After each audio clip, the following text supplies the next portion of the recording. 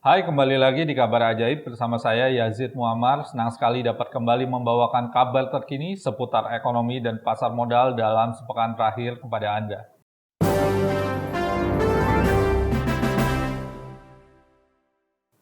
Kita memasuki kabar yang pertama. Bank Sentral Eropa kucurkan 500 miliar euro sebagai stimulus perekonomian yang lesu karena COVID-19. Bank Sentral Eropa kembali menggelontorkan stimulus sebesar 500 miliar euro atau 600 miliar US dollar atau setara dengan 8.530 triliun. Upaya ini dimaksudkan untuk menopang ekonomi dari gelombang virus corona atau COVID-19 yang mengancam pemulihan ekonomi di benua biru. Secara total, ECB akan mengeluarkan stimulus sebesar 1,85 triliun euro atau sekitar 2,24 triliun US dollar sejak awal pandemi. Kedepannya ECB juga berencana memperpanjang stimulus setidaknya hingga akhir Maret 2022 dan memberikan lebih banyak pinjaman bersubsidi kepada sektor perbankan agar jumlah kredit meningkat. Presiden ECB Christine Lagarde memandang bahwa pandemi COVID-19 masih menimbulkan risiko serius bagi ekonomi Eropa. Sementara terus memperpanjang lockdown akan meningkatkan resiko akan pemulihan. Meski sektor manufaktur Eropa berjalan dengan cukup baik, namun sektor jasa masih tertekan. Sehingga akomodasi moneter diperlukan untuk mendukung berjalannya roda ekonomi di Eropa. Kita memasuki kabar yang kedua. IHSG lanjutkan rally penguatan selama 10 minggu berturut-turut.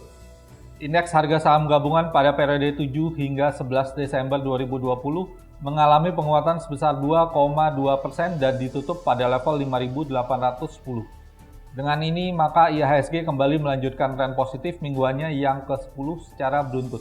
Berdasarkan kinerja indeks sektor yang ada, industri dasar memimpin penguatan dengan kinerja sepekan sebesar 4,20%, disusul pertambangan 4,17%, sementara konsumer menjadi yang paling tertinggal dengan performa minus 1,36%. IHSG sepekan ke depan masih berpotensi menguat dengan bergerak pada rentang level 5.900 hingga 6.050. Hal ini diperkuat dengan pola pergerakan IHSG yang masih kokoh bergerak di atas rata-rata nilainya dalam 5 hari terakhir atau MA5.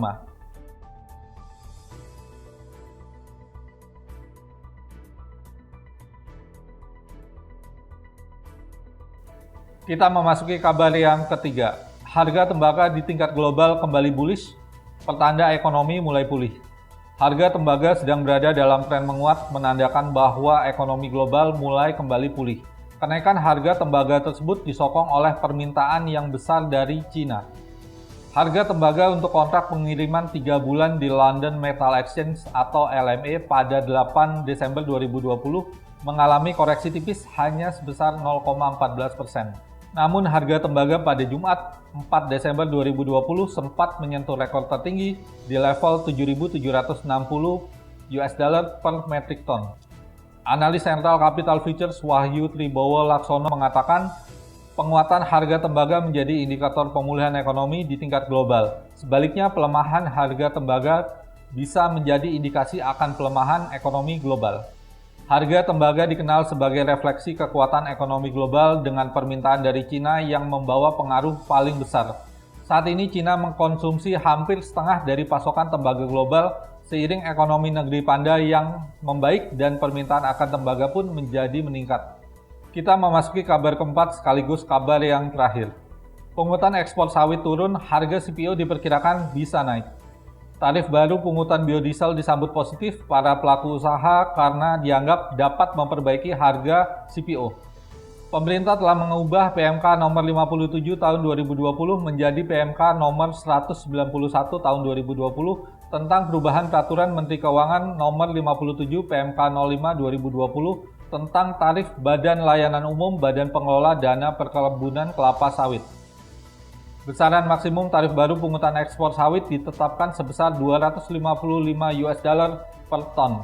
Ketua Umum Asosiasi Produsen Biofuels Indonesia atau PROBI, MP Tumanggor mengapresiasi belet tersebut. Pasalnya, kebijakan mandatori B30 pemerintah telah terbukti meningkatkan serapan minyak sawit di dalam negeri. Tumanggor menambahkan penggunaan biodiesel di dalam negeri mampu menyerap produksi minyak sawit dan tandan buah segar atau TBS petani. Alhasil, harga CPO menjelang akhir tahun di atas 800 US dollar per ton. Harga TBS per tani rata-rata di atas 1.700 per kilogram, bahkan mampu tembus 2.000 per kilogram. Sementara itu, Ketua Harian Aprobi Paulus Cakrawan berharap pemerintah dapat merealisasikan peningkatan mandatori biodiesel menjadi B40 tahun depan.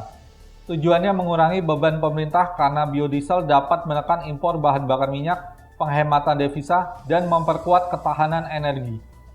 Saksikan kabar ajaib selanjutnya supaya kamu tetap update kabar seputar ekonomi dan pasar modal untuk membantu kamu berinvestasi. Demikian kabar ajaib, terima kasih.